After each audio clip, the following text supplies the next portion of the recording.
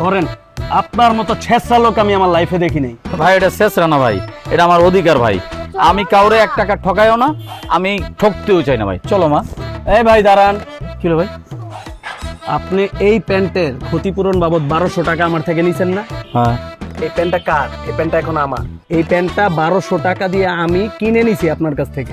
চলো মা, তাড়াতাড়ি হাঁটো, গেট বন্ধ হয়ে যাবে। দেরি হয়ে গেছে, চলো না রিকশা করে যাই। আরে মা, রিক্সা করে যাওয়া যাবে না, হাঁটতে হবে। হাঁটলে কি হয়? হাঁটলে শরীর ভালো থাকে, শরীরে চর্বি জমে না, হার্ট ভালো থাকে, প্রেসার হয় না, অনেক উপকার মা হাঁটলে। এসব কি হচ্ছে তিতলি? কি আর হবে, তুমি প্রতিদিন আমার সাথে যা করো আমি সেটাই করতেছি, তোমাকে কপি করতেছি। আমাকে কপি করতেছো, কিন্তু একজনকে কপি করা ঠিক না, ঠিক আছে?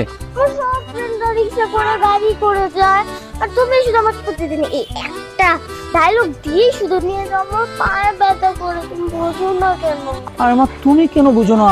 গাড়িতে যাওয়া, রিক্সায় যাওয়া ভালো না, হাঁটা শরীরের জন্য অনেক ভালো। চলো আমরা হাঁটবো। ও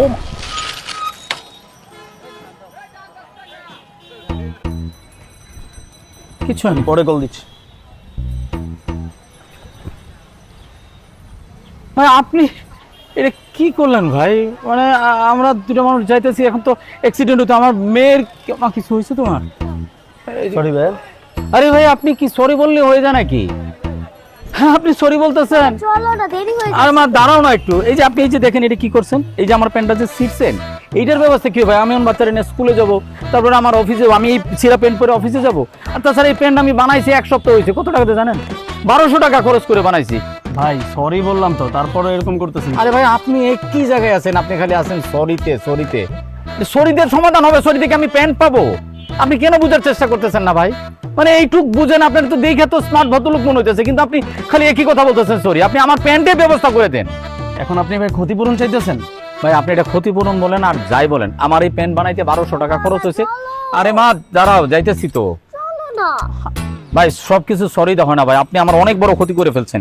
অন্য কেউ হইলে ভাই আরো জরিমানা নিতাম। এখন আপনি যাই হোক, কিছু করার নাই, আপনি দেন, আমারও সময় নাই, দেন আপনি ভাই ব্যবস্থা করেন এটা।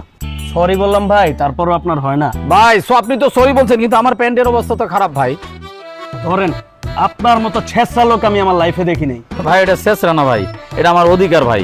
আমি কাউরে 1 টাকা ঠকাইও না, আমি ঠকতেও চাই না ভাই। চলো মা। এই ভাই দাঁড়ান, কি হলো ভাই? আপনি এই প্যান্টের ক্ষতিপূরণ বাবদ 1200 টাকা আমার থেকে নিছেন না? হ্যাঁ। এই প্যান্টটা কার? এই প্যান্টটা এখন আমার। এই প্যান্টটা 1200 টাকা দিয়ে আমি কিনে নিছি আপনার কাছ থেকে। তো আপনি এখন প্যান্টটা খুইলা দিয়ে তারপরে এখান থেকে যাবেন। হ্যাঁ, আমি বুঝছি আপনার কথা, কিন্তু ভাই এই প্যান্ট তো আপনার হবে না, এটা আপনি কি করবেন? ভাই আমি এই প্যান্ট দিয়ে কি করবো এটা আপনার দেখার বিষয় না। এই প্যান্ট আমি আমার বাসার পাপোশ বানাবো। এই প্যান্ট দিয়ে আমি আমার বাইক মুছবো। এই যে বাইকের ময়লাগুলো দেখেন না, এগুলো আমি পরিষ্কার করব। লাগলে এই প্যান্ট পুরায়া দাঁত মাজবো, তারপরও আমার এই প্যান্টের টাকা উদ্ধার হবে। আপনাকে প্যান্টটা খুলেন। খুলেন খুলেন ভাই। বুঝছি আপনি একটা কাজ করেন ভাই, বুঝছি আপনি যেটা বলতে চাইতেছেন, এটা আমি বুঝছি। আপনি পুরো টাকাটা আর কি দিবেন না, অসুবিধা নাই। 50-50 ভাই। এই যে নেন 600 নিলাম, আমি বাকিটা ছেলে করে নেবো।